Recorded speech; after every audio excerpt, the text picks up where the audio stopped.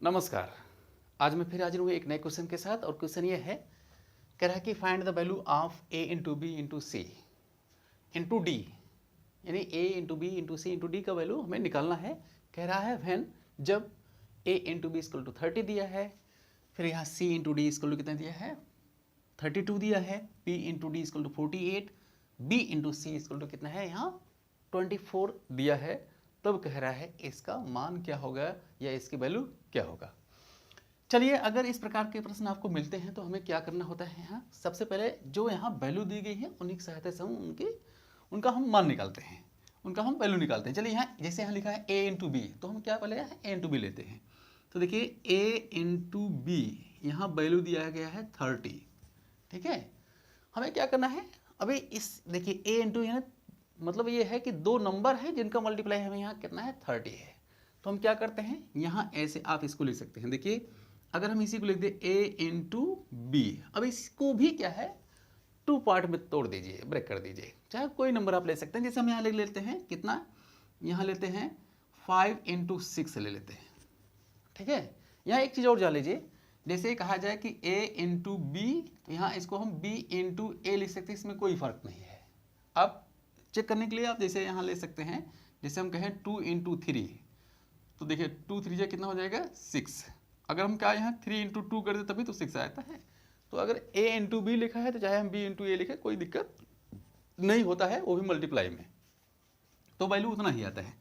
चलिए, अब देखिए, अगर हम यहाँ a into B equal to 30 लिखा है, तो a इंटू बी को हमने क्या लिखा है, a into B equal to 5 into यहाँ 6 लिख दिया। चलिए, जैसे यहाँ लिखा है, यहाँ लिखा है b, यहाँ b इंटू डी, क्या है b इंटू डी, यहाँ 48 लिखा है। ठीक है, b इंटू डी कितना लिखा है 48। अब इसी को आप ऐसे ले सकते हैं कि d into B equal to क्या है, यहाँ आप लिख सकते हैं 8 इंटू यहाँ 6 लिख सकते हैं कि नहीं लिख सकते हैं। जाहिर सी बात है, क्योंकि 8 6 जा कितना होता है 8 6 48 होता है, यानी 8 6 जा 48 होता है। अब देख रहे हैं, अगर हम इन दोनों को, यानी इसको हम इस तरीके से लिख दें, यानी इसको इस तरीके से लिख दें, तो हमें क्या है a, ये देखिए यहाँ 2 पार्ट है तो इसके दोनों पार्ट कर दिया। अब यहाँ देख रहे हैं, यहाँ b का है दोनों जगह है, b दोनों जगह है, b दोनों जगह हम कॉमन है, दोनों में कॉमन है। और इसमें क्या कॉमन है, यहाँ 6 कॉमन है। इसका मतलब ये हुआ, यहाँ b की जो वैल्यू हमको मिल गई वो कितना है 6 मिल गई। ठीक है, तो जब b की वैल्यू हमें 6 मिल गई तो एक वैल्यू कितनी मिल गई 5। इसका मतलब यह हो जाएगा कि a इक्वल टू हमें यहाँ मिल गया 5 मिल गया। यहाँ से देखिए, यहाँ से b की वैल्यू 6 मिली, a की वैल्यू कितना मिला 5 मिला, तो इसका मतलब d की वैल्यू क्या हो जाएगा, तो d की वैल्यू हो जाएगा यहाँ सीधी सी बात है यहाँ 8 हो गया। तो देखिए a यहाँ a की वैल्यू मिल गई, b की वैल्यू मिल गई, d की वैल्यू मिल गई। अभी हमें c की वैल्यू निकालनी है। चलिए, यहाँ देखिए b, अब यहाँ c इंटू डी दिया गया है। देखिए यहाँ दिया गया है c इंटू डी और यहाँ दिया गया है 32। ठीक है, अब आप इसको ऐसे नहीं ले सकते हैं, देखिए इसी को आप ऐसे ले सकते हैं, क्योंकि c की वैल्यू देखे हैं आया नहीं है, d की वैल्यू यहाँ 8 है, तो आप रख दीजिए इसको, यानी c into D equal to हम लिख सकते हैं क्या 8 पहले दे दीजिए क्योंकि 8 है, और यहाँ 32 है, मतलब यहाँ 4 रख दें, या 4 इंटू अगर हम 8 कर देते हैं तो 4 8 32 होता है, तो यानी इसी 32 को हम इतना लिख सकते हैं। ठीक है, इसका मतलब ये हुआ कि c की जो वैल्यू आ गई, यहाँ c की वैल्यू कितना हो जाएगा 4 हो जाएगा। c की वैल्यू कितना हो जाएगा 4, क्यों, क्योंकि यहाँ d की वैल्यू ऑलरेडी है 8, तो c की वैल्यू कितनी हो गई यहाँ 4 हो गया। अब हमें किसकी वैल्यू निकाली है, देखिए a की वैल्यू हो गई, b की वैल्यू हो गई, c की वैल्यू हो गई, d की वैल्यू हो गई, हमें चारों अल्फ़ाबेट्स की वैल्यू क्या है मिल गई है। तो हम क्या करते हैं, अब देखिए यहाँ हम तो देयरफॉर अब हमें निकाल लेना है a इंटू बी इंटू यहाँ c इंटू यहाँ d।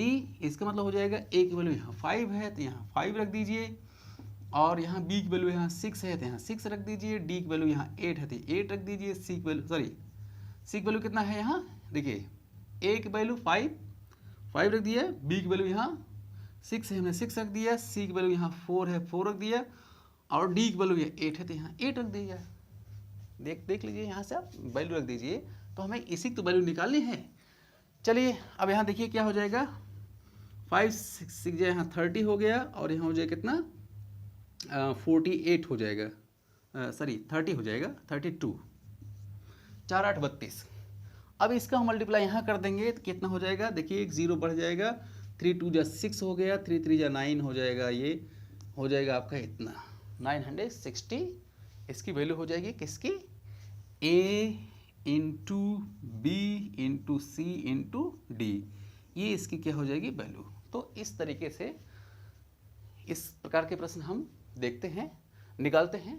तो आज बस इतना ही, मिलते हैं आपको नई वीडियो में, तब तक के लिए नमस्कार।